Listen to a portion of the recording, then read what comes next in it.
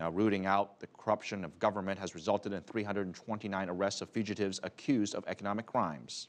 It's all part of a so-called Operation Fox Hunt, which targets individuals that have fled abroad. Some 150 people who were promised leniencies have turned themselves in. Huo Na reports. After 3 years on the run, Mr. Chen finally decided to return to China and turn himself in to the authorities.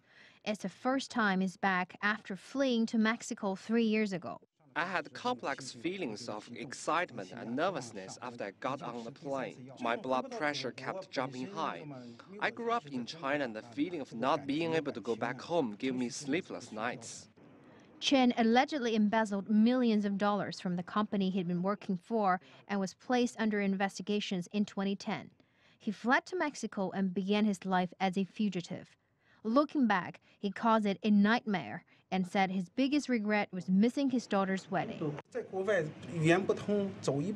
Because of the language barrier, it's very difficult to survive in other countries. I missed my family so much and felt so guilty for them. Chen is one of many fugitives accused of economic crimes to return home.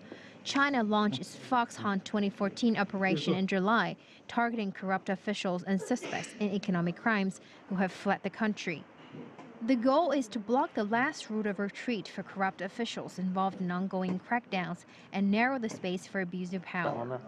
The Chinese Foreign Ministry has also said it is determined to fight corruption and expressed the hope of continued international cooperation. China has been actively seeking bilateral judicial assistance with other countries.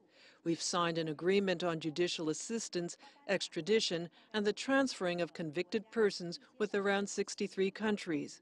We hope to expand cooperation with relevant countries to pursue fleeing officials and their stolen assets, and together combat crimes of corruption. Corrupt Chinese officials have been fleeing abroad for decades, transferring assets worth many billions of dollars overseas through money laundering and underground banks.